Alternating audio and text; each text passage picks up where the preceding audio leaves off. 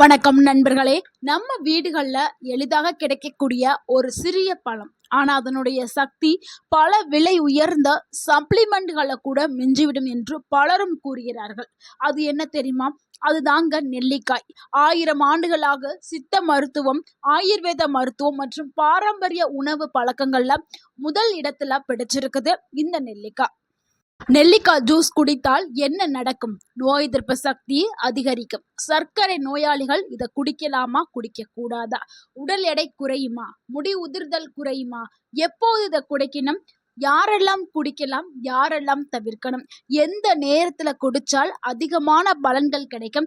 ஒரு நாளைக்கு எவ்வளவு நெல்லிக்காய் எடுத்துக்கிறலாம்? எல்லாத்தையும் தான் நம்ம இந்த வீடியோல பார்க்க போறோம்.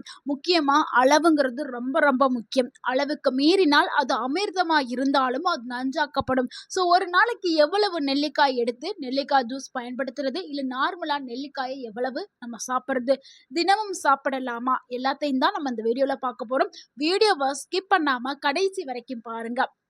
அப்பதான் நம்ம சொல்லக்கூடிய அனைத்து தகவலும் உங்களுக்கு சேரும். ஸோ இந்த வீடியோ கண்டிப்பா உங்களுடைய ஆரோக்கியத்திற்கு ரொம்பவுமே ஒரு முக்கியமான வீடியோவாக இருக்கும். உங்க வாழ்க்கையை மாற்றக்கூடிய ஒரு வீடியோவாக இருக்கும். உங்கள் ஆரோக்கியம் உங்கள் கையில் தான். நெல்லிக்காவை ஏன் ஒரு சூப்பரான ஃபுட் அப்படின்னு சொல்றோம் தெரியுமா? 100 கிராம் நெல்லிக்காயில விட்டமின் சி அதிகமாகவே இருக்குது. அது மட்டும் கிடையாதுங்க. Polyphenols, antioxidant, fibre, calcium, iron, potassium, chromium போன்ற பல சத்துக்கள் நெல்லிக்காயில இருக்குது. விட்டமின் சி வெப்பத்தில் சற்று குறைந்திருந்தாலும் நெல்லிக்காயில உள்ள டேனின்கள் அதனுடைய செயல்பாடுகளை பாதுகாக்கிறதுக்கு உதவுது. இதனால தான் இது ஒரு சிறந்த ஆன்டி ஆக்சிடென்ட் உணவாக கருதப்படுது. ஸோ நெல்லிக்காய் ஒரு சூப்பரான ஃபுட் அப்படின்னு கருதப்படுறதுக்கு இதுதான் ரீசன். ஸோ இவ்வளவு நன்மைகளை கொண்ட இந்த நெல்லிக்காயை சாப்பிட்றதுனால உடல்ல ஏற்படக்கூடிய நன்மைகளையும் மாற்றங்களையும் முதல்ல பார்த்துரு. முதலாவது நன்மை, இம்யூனிட்டியை அதிகரிக்கிறதுக்கு நெல்லிக்காய் பயன்படுது. அதாவது நோய் எதிர்ப்பு சக்தியை வலுப்படுத்துறதுக்கு நெல்லிக்காய் பயன்படுது. நம்மளுடைய உடல்ல ஃப்ரீ ரேடிக்கல் அதிகரிக்கும் போது உடல்ல இருக்கக்கூடிய செல்கள் பாதிக்கப்படும். அதனால அடிக்கடி என்ன ஆகும்? சளி, இருமல், காய்ச்சல், உடல் சோர்வு, உடல் பலவீனம் இதெல்லாமே ஏற்படும். ஆனா அந்த நெல்லிக்காயில விட்டமின் சி நிறைஞ்சிருக்கிறதுனால இது நோய் எதிர்ப்பு மண்டலத்தை வலுவாக்கி நோய் எதிர்ப்பு செயல்பாட்டை ஆதரிச்சு நம்மளுக்கு வெளியில இருந்து வரக்கூடிய பாக்டீரியா, வைரஸ் போன்ற தொற்றுகள்ல இருந்து நம்மளை காப்பாத்துறதுக்கு நெல்லிக்காய் பயன்படுது. ஸோ இனிமே அடிக்கடி சளி, இருமல், காய்ச்சல், உடல் சோர்வு இதெல்லாம் வரவே செய்யாது நெல்லிக்காயை பயன்படுத்தும் போது. அடுத்து இரண்டாவது நன்மை என்னன்னா, தோலை இளமையா வச்சுக்கிறதுக்கு நெல்லிக்காய் பயன்படுது. நம்மளுடைய ஸ்கின்ல கொலாஜன் உருவாகும். அதாவது வயது அதிகரிக்க அதிகரிக்க அந்த கொலாஜன் உற்பத்தி குறைய ஆரம்பிச்சிடும். முக்கியமா 30 வயசை நம்ம கடந்த உடனேயே அந்த கொலாஜன் உற்பத்தி கொஞ்சம் கொஞ்சமா குறைஞ்சு கொலாஜன் முழுமையா உற்பத்தி செய்ய முடியாத நிலையில முகங்கள்ல முகச்சுருக்கங்கள், டல்னஸ், கரும்புள்ளிகள் இது எல்லாமே வர ஆரம்பிக்கும். ஆனா நம்ம விட்டமின் சி நிறைந்த உணவுகளை நம்ம எடுத்துக்கிட்டோம்னா அந்த கொலாஜன் உற்பத்தி இயற்கையாகவே மறுபடியும் உருவாக்க முடியும். ஸோ விட்டமின் சி நிறைந்த உணவுகள் என்ன? நெல்லிக்காய், எலுமிச்சை, கொய்யாப்பழம் இதெல்லாமே இருக்குல்ல. இதெல்லாம் சாப்பிடும்போது மறுபடியும் உடலால கொலாஜனை உற்பத்தி செய்ய முடியும். ஸோ கொலாஜன் உற்பத்தி ஆகும்போது முகச்சுருக்கம் தாமதப்படுத்தப்படும். உடல் வறட்சி வரவே செய்யாது. ஸ்கின் நல்ல பளபளன்னு இருக்கும். நல்ல ஒரு கிளியரான ஸ்கின் கிடைக்கும். பார்ப்பதற்கே ஒரு அழகான தோற்றத்தை கொடுக்கறதுக்கு நெல்லிக்காய் ஜூஸ் பயன்படுது. சர்ம ஆரோக்கியத்தை ஆதரிக்கிறதுக்கு முதுமையை தாமதப்படுத்துறதுக்கு நெல்லிக்காய் பயன்படுது. அடுத்து 3வது நன்மை என்னன்னா, முடி உதிர்தலை குறைக்கிறதுக்கு நெல்லிக்காய் பயன்படுதுங்க. பல ஹேர் ஆயில்கள்ல நெல்லிக்காய் கலந்திருப்பாங்க. ஸோ நெல்லிக்காய் சேர்த்திருந்தா அந்த முடி உதிர்தல் நிற்கும். இல்லைன்னா நீங்களே வீட்டிலேயே எண்ணெய் காய்ச்சும் போது நெல்லிக்காயை சேர்த்து எண்ணெய் காய்ச்சி அந்த எண்ணெயை நீங்கள் ஹேருக்கு அப்ளை பண்ணிட்டு வந்தீங்கன்னா அதில் இருக்கக்கூடிய விட்டமின் சி, ஆன்டி ஆக்சிடென்ட் முடி வேர்களை ஆரோக்கியமாக வச்சுக்கிறதுக்கு பயன்படுது. இதனால் முடி வேர்கள் வலுவாக்கி அதனுடைய முடி உதிர்தல் ஒரு நல்ல தீர்வை கொடுக்கும். ஸோ முடி உதிர்தல் பிரச்சனைக்கு ஃபுல் ஸ்டாப் வைக்கக்கூடியது நெல்லிக்காய் எண்ணெய். நீங்கள் நெல்லிக்காயை எண்ணெயாக பயன்படுத்தினாலும் சரி, நீங்கள் இன்டேக்காக நெல்லிக்காய் ஜூஸையோ நெல்லிக்காயவோ நீங்கள் நம்ம சாப்பிட்டுட்டே இருக்கும்பொழுது அதில் இருக்கக்கூடிய ஊட்டச்சத்துக்கள் முடி வேர்களை வலுப்படுத்தி முடி உதிர்தலை வந்து குறைக்கும். அடுத்து 4வது நன்மை என்னன்னா, கண்களுக்கு ஒரு ஆரோக்கியத்தை கொடுக்கறதுக்கு நெல்லிக்காய் பயன்படுது. நெல்லிக்காயில் விட்டமின் சி மற்றும் விட்டமின் ஏ இருக்கிறதுனால, அதாவது கரோட்டினாய்டு காம்பவுண்ட்ஸ் வந்து இருக்குது. இது கண்ணுடைய செல்களை ஆக்சிடேட்டிவ் சேத்துல பாதுகாக்கிறதுக்கு பயன்படுது. வயதானவர்களுக்கு வரக்கூடிய பார்வை சம்பந்தமான அந்த குறைபாடை தடுக்கிறதுக்கு நெல்லிக்காய் ஜூஸ் வந்து பயன்படுது. அடுத்து 5வது நன்மை, செரிமானத்திற்கு ஒரு நல்ல ஆரோக்கியத்தை கொடுக்கறதுக்கு நெல்லிக்காய் வந்து பயன்படுது. நெல்லிக்காயில் அதிக அளவில் நார்ச்சத்து இருக்கிறதுனால இது மலச்சிக்கலை குறைக்கிறதுக்கும் வயிறு உபசம் செரிமான கோளாறு எல்லாத்தையுமே குறைக்கிறதுக்கு நெல்லிக்காய் பயன்படுது. நெல்லிக்காய் ஜூஸை நீங்கள் காலையில் எடுத்து குடிச்சிட்டு வந்தீங்கன்னா உங்களுடைய குடலோடைய இயக்கம் வந்து தூண்டப்பட்டு நல்ல ஒரு செரிமானம் நடந்து உடலில் இருக்கக்கூடிய அந்த கழிவுகள் எல்லாமே வெளியேற்றப்படும். உங்களுக்கு நல்ல ஒரு பசியும் ஏற்படும். ஸோ நிறைய பேர் பசிக்கலைன்னு சொல்லுவாங்க வயதானவர்கள். ஸோ அவங்களுக்கு நல்ல ஒரு பசி வேணும் அப்படின்னா நீங்கள் நெல்லிக்காய் ஜூஸை காலையில் எடுத்துக்கிட்டிங்கன்னா உடலில் இருக்கக்கூடிய கழிவுகள் எல்லாமே வெளியில் போய் நல்ல ஒரு பசியை வந்து அது ஏற்படுத்தும். அடுத்து 6வது நன்மை என்னன்னா, உடல் எடையை குறைக்கிறதுக்கு நெல்லிக்காய் ஜூஸ் வந்து பயன்படுது. நெல்லிக்காய் ஜூஸ் எடுக்க நெல்லிக்காயில் இருக்கக்கூடிய அந்த ஊட்டச்சத்துக்கள் உடலில் இருக்கக்கூடிய கெட்ட கொழுப்புக்களை கரைக்கிறதுக்கு பயன்படுது.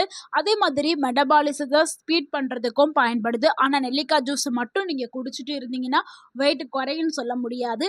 நெல்லிக்காய் ஜூஸ் கூடவே நீங்கள் உடற்பயிற்சி ஒரு 20லேருந்து 30 நிமிடம் நீங்கள் நடைப்பயிற்சி செய்யலாம். ரொம்பவும் கடினமான ஒர்க் அவுட் நான் பண்ண சொல்லலை, ஜஸ்ட் நடைப்பயிற்சி வாக்கிங் மட்டும் போனாவே நல்ல ஒரு ரிசல்ட் வந்து கிடைக்கும். நெல்லிக்காய் ஜூஸும் உடல் எடையை குறைக்கும். ஆனால் அது கூடவே நீங்கள் உடற்பயிற்சி வந்து மேற்கொள்ளணும். ஸோ அப்படி நீங்கள் எடுத்துக்கிட்டிங்கன்னா நல்ல ஒரு ரிசல்ட் கிடைக்கும். அது கூடவே நீங்கள் உணவு கட்டுப்பாடு, கலோரி கம்மியாக இருக்கக்கூடிய உணவுகளை நீங்கள் எடுத்துக்கிட்டிங்கன்னா நல்ல ஒரு ரிசல்ட் வந்து நீங்கள் எதிர்பார்க்காத அளவுக்கு நல்ல ஒரு ரிசல்ட் கிடைக்கிறதுக்கு இது பயன்படும். ஸோ உணவு கட்டுப்பாடு, உடற்பயிற்சி, நெல்லிக்காய் 3ஐயும் நீங்கள் சேர்த்து எடுக்கும்போது பயங்கரமான மாற்றம் உங்கள் உடலில் வந்து ஏற்படும். அடுத்து 7வது நன்மை, சர்க்கரை நோயாளிகள் குடிக்கலாமா? சர்க்கரை நோயாளிகளுக்கு சர்க்கரை அளவை கட்டுப்படுத்துறதுக்கு நெல்லிக்காய் ஜூஸ் வந்து பயன்படுது. சில ஆய்வுகள் என்ன சொல்லுதுன்னா, நெல்லிக்காய் வந்து ரத்த சர்க்கரையை கட்டுப்பாட்டில் வைக்கிறதுக்கு உதவுறதாக சொல்லப்படுது. ஆனால் இது மருந்துக்கு மாற்றல. மருத்துவர் கொடுத்த மருந்து மாத்திரையை ஒரு புறம் எடுத்துக்கிட்டு ஒரு புறம் நம்ம நெல்லிக்காய் ஜூஸை எடுத்துக்கிறது ரொம்பவே நல்லது. இது சர்க்கரை அளவை கட்டுப்பாட்டில் கொண்டு வரதுக்கு பயன்படுது. அதனால சர்க்கரை நோயாளிகள் என்ன பண்ணணும், அளவா எடுத்துக்கிறணும். அதிகமா சாப்பிட்டீங்கன்னா என்ன ஆகும், லோ சுகர், ரொம்பவும் சர்க்கரை அளவு குறையறதுக்கு வாய்ப்பு இருக்கு. அதனால அளவா நீங்க தினமும் எடுக்கிறது ரொம்பவுமே நல்லது. ஸோ தினமும் நீங்க எடுக்கிறதா இருந்தா அளவா நீங்க பயன்படுத்தணும். ஒரு நெல்லிக்காய் இல்லைன்னா 2 நெல்லிக்காய் தான் பயன்படுத்தணும். அதுக்கு மேல பயன்படுத்தக்கூடாது. அடுத்து 8வது நன்மை, இதயத்திற்கு ஒரு நல்ல ஆரோக்கியத்தை கொடுக்கறதுக்கு நெல்லிக்காய் மற்றும் நெல்லிக்காய் ஜூஸ் வந்து பயன்படுது. இந்த நெல்லிக்காயில் ஆன்டி ஆக்சிடென்ட்டுகள் இருக்குது. அது கூடவே நல்ல ஒரு ஹெல்த்தியான லைஃப் ஸ்டைல், உடற்பயிற்சி, உணவு கட்டுப்பாடு, நெல்லிக்காய் இதெல்லாம் எடுக்கும்போது இதயத்தை ஆரோக்கியமாக வச்சுக்கிறதுக்கு நெல்லிக்காய் வந்து பயன்படுது. ஏன்னா நம்ம உடலில் இருக்கக்கூடிய கெட்ட கொழுப்புகள் கரைஞ்சாவே நம்ம வந்து இதயம் வந்து ஆட்டோமேட்டிக்காக ஆரோக்கியமாயிரும். இதயத்தை சுற்றி இருக்கக்கூடிய கொழுப்புகள் எல்லாத்தையுமே நீக்கும் தன்மை கொண்டது நெல்லிக்காய். அடுத்து 9வது நன்மை என்ன, கல்லீரலுடைய ஆரோக்கியத்திற்கு நெல்லிக்காய் பயன்படுது. கல்லீரலில் வந்து இருக்கக்கூடிய நச்சுக்களை வெளியேற்றுறதுக்கு நெல்லிக்காய் பயன்படுது. அது மட்டும் கிடையாதுங்க, நெல்லிக்காயில் இருக்கக்கூடிய ஆன்டி ஆக்சிடென்ட்டுகள் கல்லீரலுடைய செல்களை ஆக்சிடேட்டிவ் ஸ்ட்ரெஸ்ல இருந்து பாதுகாக்கிறதுக்கு பயன்படுது. அடுத்து 10வது நன்மை, மூளைக்கு ஒரு ஆரோக்கியத்தை கொடுக்கறதுக்கு நெல்லிக்காய் பயன்படுது. ஆக்சிடேட்டிவ் ஸ்ட்ரெஸ்ஸை குறைக்கிறதன் மூலமாக மூளையோடைய செல்கள் ஆரோக்கியமாக்கப்படுது. இதனால மூளை சுறுசுறுப்பாக வேலை செய்யறதுக்கும் அது ஆக்டிவாக இயங்குறதுக்கும் நெல்லிக்காய் ஜூஸ் வந்து மறைமுகமாக பயன்படுது. ஸோ நெல்லிக்காய் ஜூஸ் எடுத்துக்கிட்டா நம்மளுடைய மூளை செல்களும் ஆரோக்கியமாக்கப்படும். அடுத்து வயதானவர்களுக்கு ஒரு சிறந்த உணவா நெல்லிக்காய் இருக்குது. முக்கியமாக 60 வயதுக்கு மேலே இருக்கிறவங்களுக்கு விட்டமின் சி, ஆன்டி ஆக்சிடென்ட் ரொம்ப ரொம்ப தேவை. அது நெல்லிக்காயில் இருக்குது. ஏன்னா அவங்களுடைய உடலை ஆரோக்கியமாக பராமரிக்கிறதுக்கு இது ரெண்டுமே தேவை. அது நெல்லிக்காயில் இருக்குது.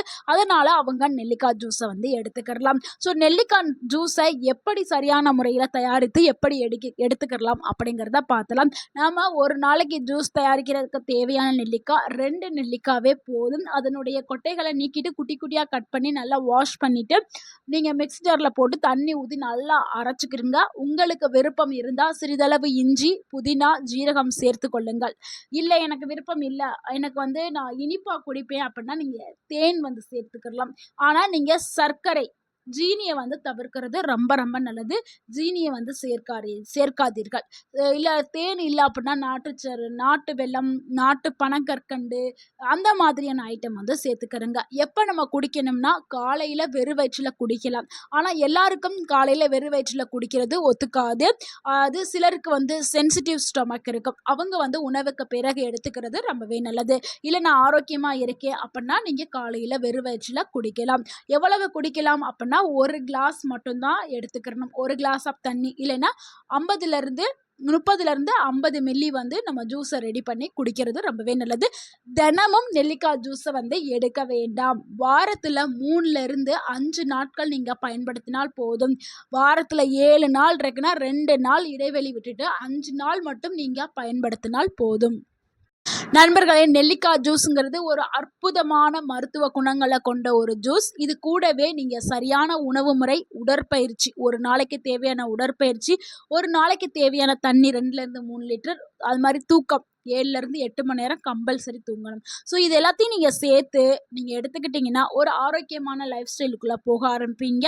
நெல்லிக்காயும் உங்களுக்கு பலவிதமான நோய்கள் வர்றதை தடுக்கிறதுக்கும் அது பயன்படும். ஸோ நீங்கள் ஒரு ஆரோக்கியமாக இருக்கலாம். 100 வயதை தாண்டி நோய் நொடியின்றி ஆரோக்கியமாக வாழ்கிறதுக்கு நெல்லிக்காய் ஜூஸ் வந்து பயன்படுது. ஸோ நெல்லிக்காய் ஜூஸை இந்த மாதிரி சரியான முறையில் எடுத்துக்கிறங்க.